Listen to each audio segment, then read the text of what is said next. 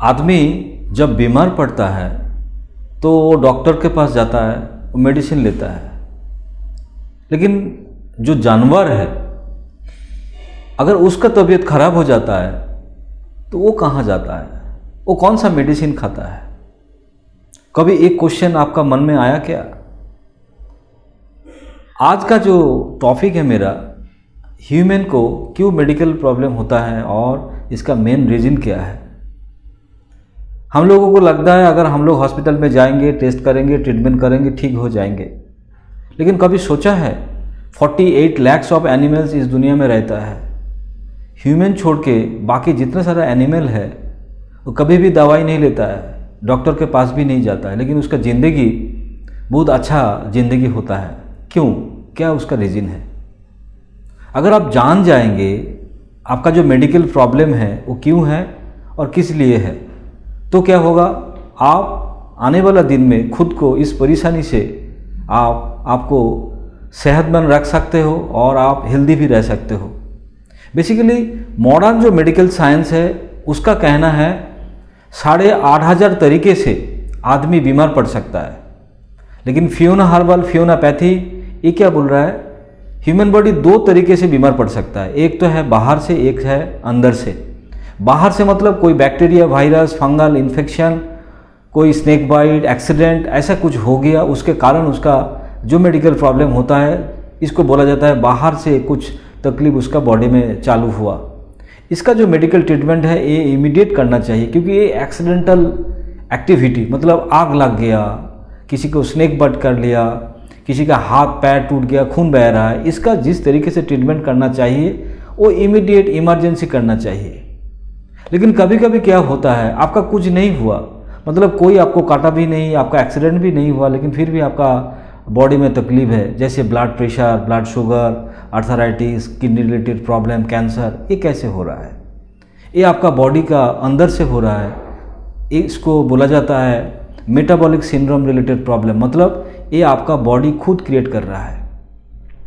कभी कभी लोगों को लगता है बुखार मतलब एक तकलीफ, पेन मतलब एक तकलीफ। नहीं, बुखार कोई तकलीफ नहीं है, बुखार एक इंडिकेशन, मतलब आपका जो बॉडी है वो आपको कुछ कह रहा है, मेरा कुछ तकलीफ हो रहा है, मेरे को कुछ देखो। आपका जो दर्द है वो आपको कुछ बोल रहा है, मतलब यहाँ कुछ तकलीफ हो रहा है, इसका इलाज का ज़रूरत है। दर्द का इलाज का ज़रूरत नहीं है। लोग क्या करता है, दर्द का इलाज कर लेता है, लेकिन दर्द का जो कारण है, जिस कारण उसका दर्द हो रहा है, उसका कुछ मेडिसिन ट्रीटमेंट व और कुछ ट्रीटमेंट वो नहीं करता है। तो इसीलिए क्या होता है, दर्द कंटिन्यू चलता है, लोगों को लगता है दर्द क्यों नहीं सही हो रहा है, मतलब गलत तरीके का ट्रीटमेंट हो रहा है। अगर आप जान जाएंगे आपका बॉडी कैसे चलता है उसके बारे में, तो आने वाला दिन में अगर कुछ तकलीफ आपका बॉडी में हो रहा है तो उससे आप बच सकते हो। बॉडी कैसे चलता है? बॉडी चलता है आपका खाना से। जो खाना आप खाते हो वो खाना बॉडी में जाकर क्या करता है, आपको ताकत देता है, आपका इम्यूनिटी बढ़ा देता है, आपका हीलिंग पावर जो है वो आपको बॉडी को क्या तंदुरुस्त रखता है। मान लीजिए बॉडी में आपका कट गया, कोई जगह में खून बह रहा है, तो वो खून कुछ टाइप में बंद होता है। क्यों? कैसे बंद होता है? क्योंकि वो बॉडी का प्रोटोकॉल सिस्टम है। वो बॉडी में जो हीलिंग पावर है वो क्या करता है, आपका ब्लड को क्लॉटिंग कर देता है, वहाँ से खून बहना बंद हो जाता है।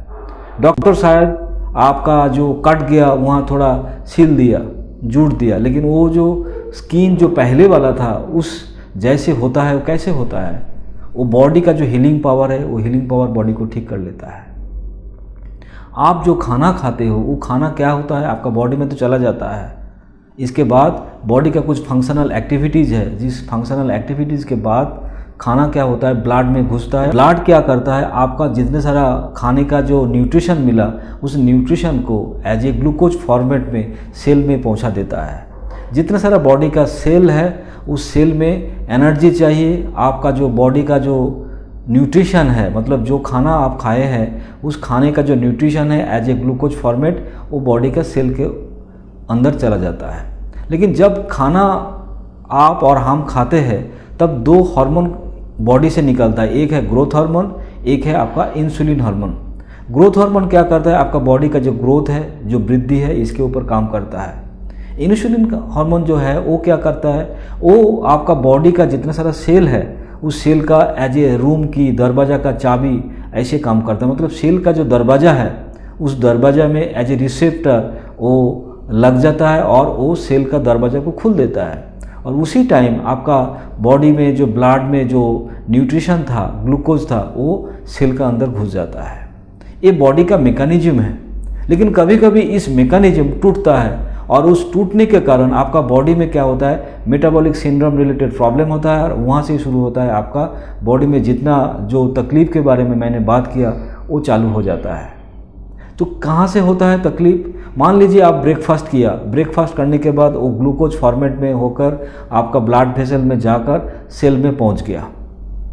इंसुलिन क्या किया, उसका जो रिसेप्टर है वो दरवाज़ा को खोल दिया और ग्लूकोज सेल का अंदर चला गया। लंच में जो खाना आप खाया फिर उसका जो न्यूट्रिशन है उस न्यूट्रिशन को लेकर ब्लड क्या किया, सेल में फिर पहुंच गया। लेकिन जब इंसुलिन दरवाज़ा खुलने का कोशिश करेगा वो दरवाज़ा नहीं खुल पाएगा, क्योंकि सुबह का जो ब्रेकफास्ट आप खाया था वो अभी तक वो न्यूट्रलाइज नहीं हुआ, वो अभी तक खर्चा नहीं हो गया, मतलब वो सेल का अंदर अभी भी पड़ा है। तो इसके कारण क्या होगा, सेल वापस दोबारा खाना लेने के लिए इनकार करेगा और इंसुलिन को दरवाज़ा खुलने से वो मना करेगा। ये जो सिचुएशन है इसको बोला जाता है इंसुलिन रेजिस्टेंस। मतलब इसका ये जो सिचुएशन है ये अगर 1 महीना 2 महीना 1 साल 2 साल 3 साल काफ़ी दिन से अगर चलेगा तो आप प्री डायबिटिक आपको बोला जाएगा। प्री डायबिटिक मतलब आपका इंसुलिन हार्मोन है बॉडी में लेकिन वो काम नहीं कर रहा है। क्यों नहीं काम कर रहा है? क्योंकि आप इतना खाना खाया, जो खाना आपका बॉडी के सेल के अंदर पड़ा है लेकिन फिर भी वो खर्च नहीं हो गया। तो इसी के कारण आपका जो इंसुलिन है वो रेजिस्टेंस हो जाएगा। अगर रेजिस्टेंस हो जाएगा तो क्या होगा, आने वाला दिन में आप इसका अगर इलाज ठीक तरीके से नहीं करोगे तो क्या होगा, आप एज ए डायबिटिक पेशेंट बन जाओगे, जिसको बोला जाता है टाइप 2 डायबिटीज़। मतलब आपका शरीर में इंसुलिन है लेकिन वो काम नहीं कर रहा है। लोग क्या करते हैं, डॉक्टर के पास चला जाता है, लोग डॉक्टर के पास चला जाने के बाद दिखा जाता है उसका ब्लड शुगर बढ़ गया। ब्लड शुगर बढ़ गया तो क्या करता है, वो मेडिसिन लेना चालू कर देता है। कौन सा मेडिसिन? Insulin related medicine. मतलब आपका बॉडी में इंसुलिन था वो काम नहीं कर रहा है, लेकिन फिर से आप बाहर से और भी इंसुलिन जब अंदर में आप देंगे तो क्या होगा, आपका बॉडी में और भी इंसुलिन रेजिस्टेंस हो जाएगा। ये मॉडर्न जो मेडिकल साइंस है इसके ऊपर ये काम नहीं करता है। ये लोग क्या करता है, ये लोग इमीडिएट रिजल्ट देने के लिए आपका बॉडी में इंसुलिन का हार्मोन, इंसुलिन का इंजेक्शन आपका बॉडी में पुश करता है और आपका बॉडी का जो ग्लूकोज लेवल है वो कम हो जाता है। आप खुश हो जाते हैं, आपको लगता है मेरा ब्लड शुगर चला गया। सॉरी टू से माय डियर फ्रेंड्स, अगर आप ऐसा इलाज करोगे तो आपका बॉडी का जो प्रॉब्लम था, तकलीफ था, वो तकलीफ कंटिन्यू बढ़ते जाएगा। इसके कारण आपका हार्ट अटैक भी हो सकता है, आपका किडनी फेलियर भी हो सकता है, आपका स्ट्रोक भी हो सकता है, कैंसर भी हो सकता है। इससे आपको अगर छुटकारा चाहिए तो क्या करना पड़ेगा, आप जो खाना खा रहे हो उस खाने के बारे में आपको ध्यान देना पड़ेगा, क्योंकि जो खाना बॉडी में आपका ज़रूरत नहीं है, वो ज़रूरत से ज़्यादा खाना है, अगर वो आप खाते जाओगे तो क्या होगा, आपका बॉडी में इंसुलिन रेजिस्टेंस हो जाएगा। सेकेंड जो फंक्शन है बॉडी में क्या होता है, जितना सारा आप खाना खाते हो आपका बॉडी में जो लीवर है वो क्या करता है, भविष्य के लिए आपका खाने को वो बॉडी में मौजूद करके रखता है। उसका कैपेसिटी कितना है, उसका कैपेसिटी है 100 ग्राम। अगर आप ज़्यादा से ज़्यादा खाना खाते जाओगे तो लीवर क्या करेगा, वो जो एक्सेस ऑफ फूड है उसको भविष्य के लिए वो बॉडी में क्या करेगा, वो इकट्ठा करके रखेगा। कैसे? As a LDL bad cholesterol, जिसको बोला जाता है ट्राइग्लिसरीन। मतलब ये जो ट्राइग्लिसरीन है, ये जो बैड कोलेस्ट्रॉल है, ये बॉडी के लिए अच्छा नहीं है। इसको बोला जाता है फैट। ये जो फैट है, ये फैट कौन क्रिएट कर रहा है, ये आपका लीवर क्रिएट कर रहा है। दोनों तरीके से फैट क्रिएट हो सकता है। बॉडी में एक एक्स फैक्टर है, मतलब कभी कभी क्या होता है, ये जो फैट आपका बॉडी के बाहर में जम सकता है, उसको बोला जाता है सब्सटेंशियल फैट। अगर ये बॉडी का अंदर जमेगा इसको बोला जाता है विस्सेरियल फैट। ये जो विस्सेरियल फैट ये बहुत खतरनाक होता है। क्यों खतरनाक होता है? क्योंकि आपका बॉडी के जो ऑर्गन है उस ऑर्गन का जो स्पेस है, अगर वहाँ फैट जमना चालू हो जाएगा तो क्या होता है, आपका ऑर्गन में काम करना मुश्किल हो जाता है। तो वो फैट जो है वो बहुत खतरनाक होता है। कभी कभी हम लोग जब ब्लड टेस्ट करता है, डॉक्टर क्या बोलता है, आपका बॉडी में काफ़ी सारा फैट जम गया। आप डर जाते हो, आप ऑयल चीज़ खाना बंद कर देते हो। लेकिन माय डियर फ्रेंड्स, ये जो फैट आया ये बेसिकली ऑयल से नहीं आया। ये कहाँ से आया? आप जब एक्सेस ऑफ खाना खाते हो, मतलब एवरी डे जो खाना आप एक्सेस खा रहे हो, एक्सरसाइज करके कैलोरी लॉस जो होना चाहिए वो आप काम नहीं कर रहे हो, एक्सरसाइज करके वो कैलोरी लॉस नहीं कर रहे हो, इसके वजह से क्या हो रहा है, excess of food as a triglyceride आपका बॉडी में जम जा रहा है। वो कौन कर रहा है? वो आपका लीवर कर रहा है। मतलब आपका लीवर एक्सेस ऑफ फूड को as a triglyceride, as a fat आपका बॉडी में डिपॉजिट कर रहा है, आपका बॉडी में डिपॉजिट करके रख रहा है। इसको बोला जाता है नॉन अल्कोहलिक फैटी लीवर। मतलब हम लोग तो सुना है अगर अल्कोहल कोई पी रहा है तो उसका लीवर फैटी लीवर हो सकता है, लेकिन जो अल्कोहल कभी पिया ही नहीं उसका भी लीवर में फैटी लीवर हो सकता है। क्यों? क्योंकि उसका खाना ज़्यादा है, वो जितना सारा उसका खाना चाहिए उससे ज़्यादा वो खाना खाते जा रहा है, उसके कारण क्या हो रहा है, उसका जो लीवर है वो फैटी लीवर बन जा रहा है। और लीवर फैटी लीवर मतलब आप सोच सकते हो आपका बॉडी में काफ़ी सारा बीमारी चालू हो जाएगा।